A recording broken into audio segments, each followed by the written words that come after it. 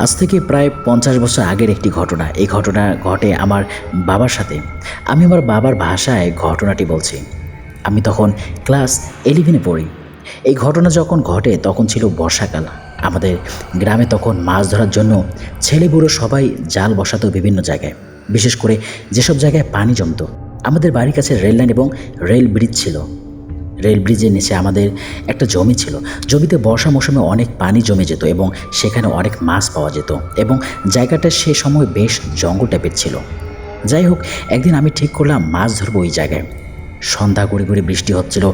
আমিও আমাদের বাড়ির কাজের লোক আসর ভাইকে নিয়ে সন্ধ্যাবেলায় ব্রিজের নিচে জাল বসিয়ে এলাম।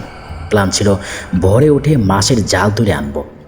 রাতে খাওয়া দাওয়া করে আমি ঘুমিয়ে গেলাম। হঠাৎ করে আমার ঘুম ভেঙে গেল। আমি ভাবলাম ভোর হয়ে গেছে। আমি আসর ভাইকে ডাক দিয়ে তুললাম। সে আর আমি গেলাম জাল তুলতে। তখনও চারপাশে বেশ অন্ধকার ছিল। জালে দেখলাম মাছ তেমন ধরা পড়ে নাই। একই জায়গাতে আমার আরেক বড় ভাই জাল বসেছিল। আমি ভাবলাম ওর জাল থেকে কিছু মাছ নেই। আমার ওই বড় ভাই দেখতে কালো লিকলিকে গরনের ছিল। হঠাৎ করে দেখলাম আমার ওই বড় ভাইয়ের মতো দেখতে একটি লোক রেল ব্রিজের উপর বসে আছে। রেল ব্রিজের উপর বসে থাকা লোকটি আমায় বলল, কিরে, কয়টি মাছ পেলি?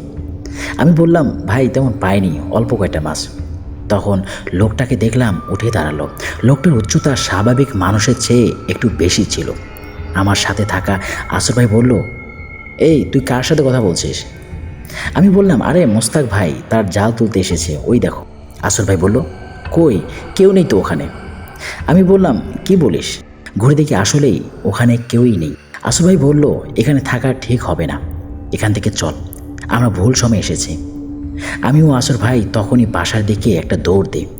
বাসার সামনে আসার পর দেখি রাস্তা দিয়ে এক বিশাল দেহের লম্বা এক লোক হাওয়াতে ভেসে আসছে। আর ভয়ানক ব্যাপার হলো, এসব কিছু আমিই দেখছি।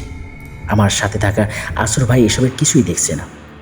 ঘরে ঢুকে দরজা বন্ধ করা মাত্র বাইরে থেকে কেউ একজন ভারী গলায় বলল, আজকের মতো তুই বেঁচে গেলি।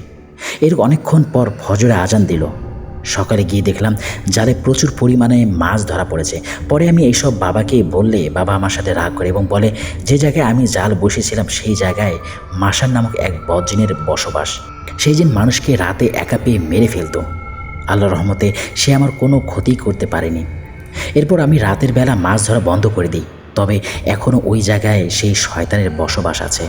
আর আমার কানে আজও সেই ভারী কণ্ঠস্বর ভেসে আসে। এই বলে আমার বাবার ঘটনাটি শেষ করলাম।